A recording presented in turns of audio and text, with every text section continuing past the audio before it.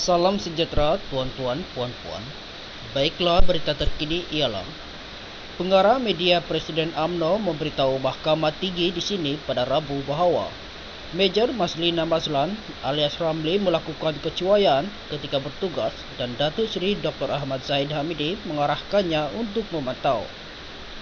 Saksi pembelaan kedua itu, Datuk Fazleti Othman Marican Idris Marikan berkata, demikian ketika prosiding bela diri kes pecah amanah rasuah dan pengubahan wang haram puluhan juta ringgit dana milik Yayasan Akal Budi membabitkan bekas timbalan Perdana Menteri itu. Fazlete 61 yang juga bekas setiausaha Akbar Ahmad Zaid yang ketika itu selaku timbalan Perdana Menteri berkata, Maslina bertugas sebagai setiausaha eksekutif Ahmad Zahid melakukan kesilapan berhubung pengendalian akaun pribadi Ahmad Zaid.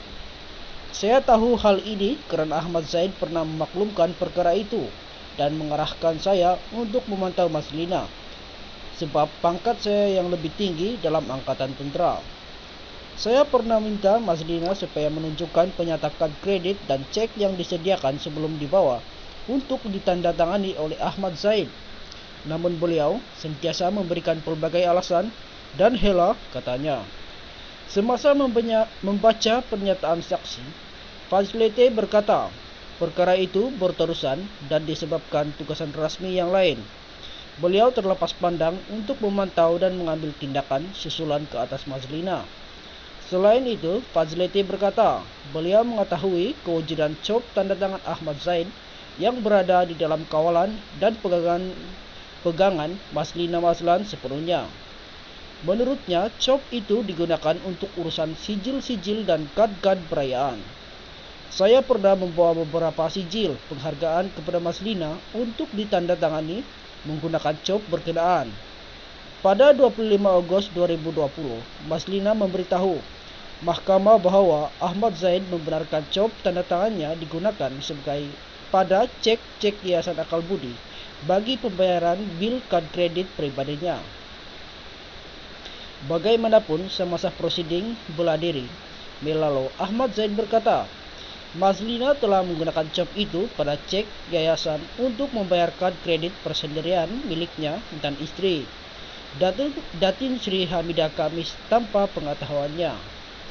Dalam pada itu, Fazlete berkata, dalam institusi ketenteraan, etos ketenteraan merupakan asas terpenting kerana ia mengajar anggota tentera untuk menjadi setia, berdisiplin, bermaruah dan boleh bekerja secara berpasukan.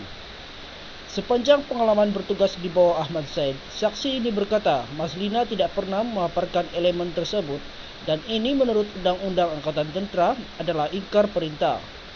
Maslina tidak pernah menghormati dan tidak mengikut arahan saya, malahan tidak mempedulikan sebarang arahan yang diberikan walaupun ia adalah satu arahan melibatkan tugas rasmi.